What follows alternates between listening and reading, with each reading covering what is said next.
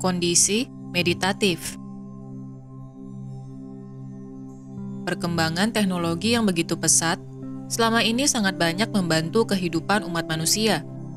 Hidup kita menjadi begitu nyaman sehingga kita tidak memerlukan banyak waktu maupun tenaga dalam beraktivitas. Sebagai contoh, kita dapat memesan makanan melalui aplikasi tanpa harus pergi ke restoran. Contoh lain, kita dapat menghubungi teman kita yang berada di belahan bumi lain melalui pesan singkat yang dapat dibalas pada saat itu juga. Kita juga dapat mencari informasi yang kita butuhkan hanya dengan mengetik kata kunci di mesin pencari di internet.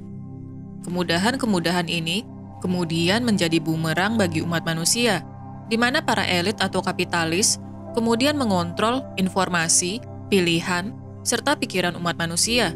Mengontrol informasi artinya mereka yang memegang kendali akan matriks 3D dapat dengan mudah menyiarkan ketakutan seperti berita peperangan, berbagai risiko penyakit menular, kriminalitas, dan sebagainya. Hal ini akan membuat umat manusia merasa hidup di bumi yang tidak aman. Padahal sesungguhnya, informasi yang mereka siarkan melalui TV maupun media sosial tidaklah menjadi representasi dari keindahan dan kedamaian yang sesungguhnya terjadi di bumi kita. Namun, karena kita secara terus-menerus dibombardir dengan berita negatif, akhirnya kita terprogram bahwa kita hidup di bumi yang tidak aman. Inilah ilusi besar di matriks 3D, di mana ketakutan digunakan sebagai kontrol untuk menggiring umat manusia melakukan pola berulang. Penyalahgunaan teknologi juga digunakan untuk mengendalikan pikiran umat manusia dengan fitur video singkat pada media sosial, di mana video-video ini tanpa henti terus-menerus muncul untuk dikonsumsi oleh masyarakat. Video singkat ini akan membuat pikiran kita sulit untuk fokus, karena informasi singkat yang disampaikan begitu bervariasi. Padahal sesungguhnya, video-video tersebut sama sekali tidak kita butuhkan. Pernahkah kita menyadari hal ini? Bagaimana kita menghabiskan waktu berjam-jam hanya untuk menonton video singkat tanpa henti?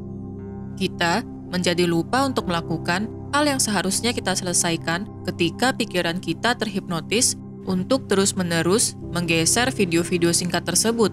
Fenomena ini, jika tidak segera kita sadari bersama, akan terus membuat umat manusia tersihir untuk pergi menjauh dari dirinya sendiri, di mana kita menjadi lebih terfokus dengan informasi pada media sosial daripada menghabiskan waktu dengan diri sendiri. Pikiran kita yang seharusnya kita latih untuk tenang menjadi seperti tornado akibat berbagai informasi singkat yang kita konsumsi setiap harinya. Hal ini menyebabkan kita membanding-bandingkan diri kita dengan kehidupan orang lain, membuat kita berpartisipasi di kolom komentar terkait isu atau drama para influencer, dan sebagainya.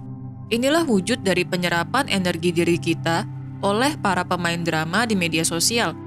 Tanpa kita sadari, kita akan menjadi lelah secara emosional, di mana emosi getaran rendah seperti amarah maupun kesedihan, akhirnya menguasai diri kita. Kemudian, bagaimana kita menjaga energi diri kita agar tidak terserap oleh kaum elit, kapitalis, maupun para influencer di media sosial? Caranya adalah dengan menjadi sadar seberapa jauh kita menggunakan teknologi untuk kehidupan kita. Teknologi tidaklah ada artinya tanpa orang yang menggunakan. Artinya, kita memegang penuh kontrol akan teknologi yang kita gunakan.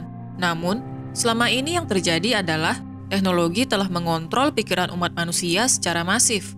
Umat manusia menjadi begitu konsumtif akibat berbagai potongan harga yang mereka lihat di media sosial mereka, padahal sesungguhnya hal ini hanyalah akumulasi benda-benda yang tidak benar-benar dibutuhkan dalam pertumbuhan jiwa kita.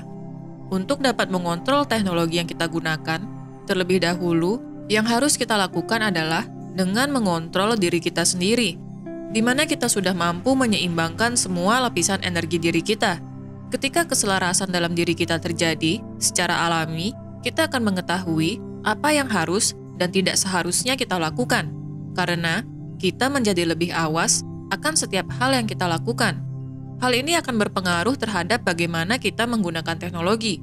Jika sebelumnya kita terus-menerus menggunakan gadget kita, maka setelah terjadi keseimbangan energi diri, kita akan mengetahui kapan harus beristirahat, kapan harus berkreativitas, dan kapan harus melakukan kontemplasi.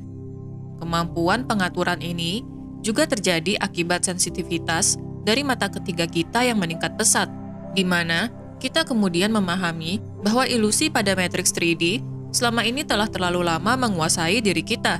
Inilah kondisi kesadaran yang hanya dapat kita rasakan ketika berada dalam kondisi meditatif. Kondisi ini terjadi ketika kita tidak melekatkan diri kita dengan trauma masa lalu, ekspektasi akan masa depan, namun hanya hadir di momen saat ini. Perhatikan bagaimana kita menjadi meditatif saat kita merasakan momen saat ini.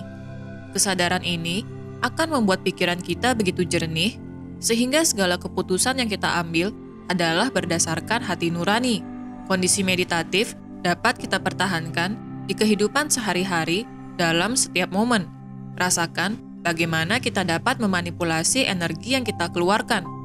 Kita tidak perlu bekerja begitu keras, namun lebih awas sebelum mengambil tindakan apapun.